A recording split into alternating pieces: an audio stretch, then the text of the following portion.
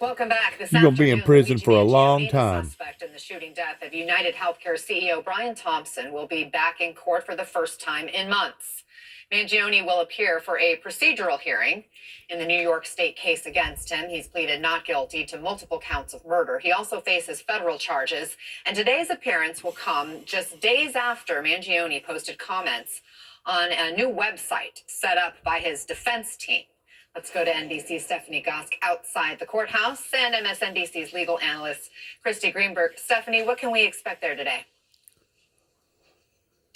Well, Anna, this is a procedural hearing, but this is the last time, as you mentioned, that we saw Luigi Mangione in public was for his arraignment. That was just a few days after he was extradited from Pennsylvania to New York. And as you say, he faces both federal and state murder charges. This hearing today is on the state case, and it includes one count of terrorism. This morning, Luigi Mangione expected back in New York State Court. The hearing is set to be procedural and likely brief. This whole situation here, it doesn't make sense. The proceeding happening just days after the release of the latest documentary on the brazen murder of United Healthcare CEO Brian Thompson. He could have done a lot of good in this world, and he was taken way too soon. The Ivy League grad pleaded not guilty to gunning down Thompson, a father of two in New York City, for his company's annual investor meeting.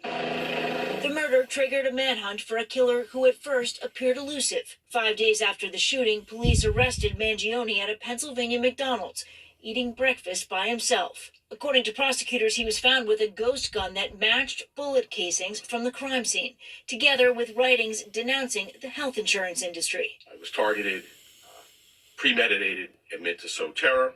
The crime prompted an outpouring of long-simmering anger towards health insurance companies, and in some cases, support for Mangione himself, including donations to a defense fund, which to date has raised more than $500,000. In a statement posted on a website set up by his defense team, Mangione thanked his supporters, writing, "I am overwhelmed by and grateful for everyone who has written me to share their stories and express their support." The 26-year-old, who comes from a wealthy and respected family in Baltimore, is now being held in the Metropolitan Correctional Center, a notorious federal prison in Brooklyn. Criticized in the past for its conditions, it's where Sean Diddy Combs also awaits trial. The legal process will likely take years. Mangione faces federal and state murder charges in New York, as well as gun charges in Pennsylvania. The scheduled appearances in courtrooms are only just beginning.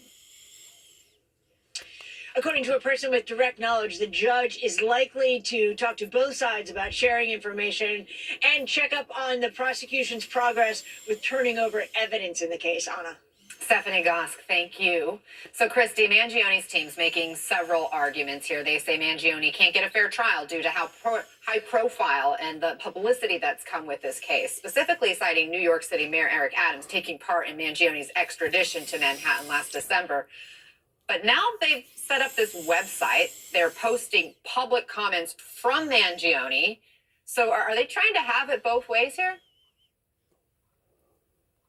Well, I think that looking at the website, the statement from Mangione is really just thanking people who've contributed and support him. It's not really necessarily courting attention so much as I think responding to the unprecedented attention he's received. Everything else about the website, updates on his cases, statements from court transcripts that are public,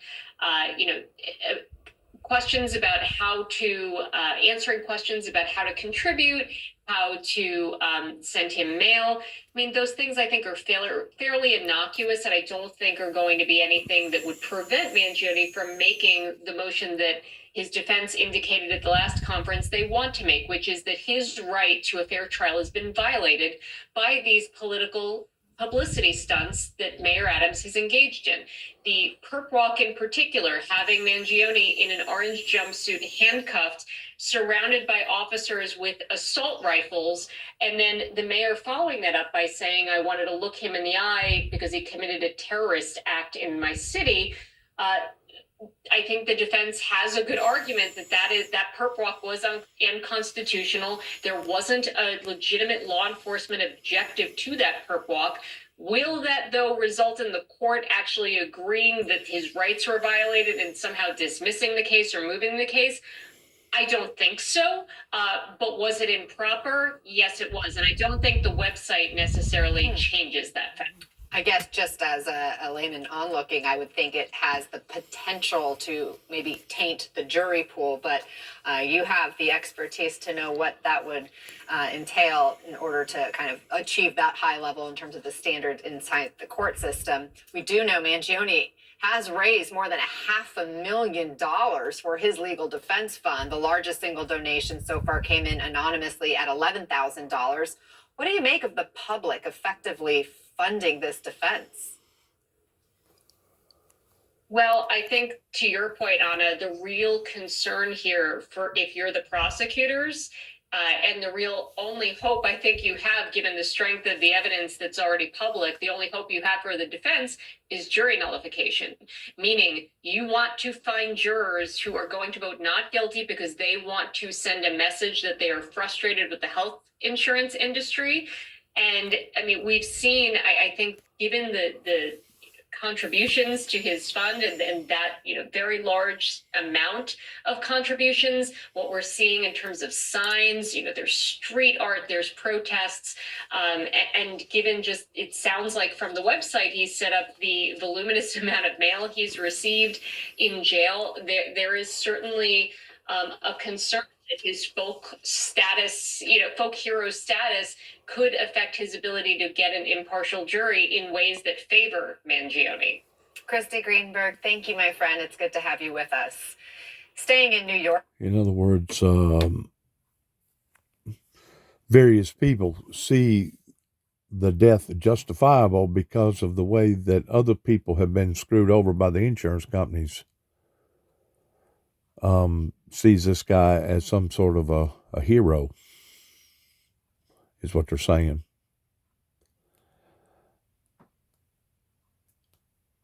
To be a Robin Hood in today's society is one thing, but to just cold-bloodedly walk up to somebody and kill them, that could be debatable of whether or not that's true street justice or not. I realize that a lot of people have been screwed over by insurance companies all over the country. And this is something else that our system has failed in towards either not recognizing or not putting people on the carpet about pertaining to how that the public has been violated this way.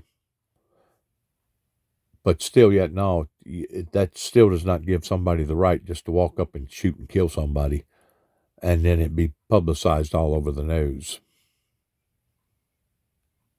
So you take it from what you just got through hearing about the technicalities here or the technicalities there. But you got to be willing to look at both sides. And even after looking at both sides, let's say that he had been screwed over personally by an insurance claim, healthcare claim, or whatever. Did he not just basically take the law into his own hands and do what he done according to our American statutes and our American laws? I mean, I guess that's debatable, right? Since the guy has already collected $500,000 in people given to his cause. Just goes to show you how far out in left field that our government has become, and those that claim that they're for the people, but in reality are extorting the people. It just goes to show you how far that our broken system is truly broken. God bless America, and good luck to all of us. Shalom.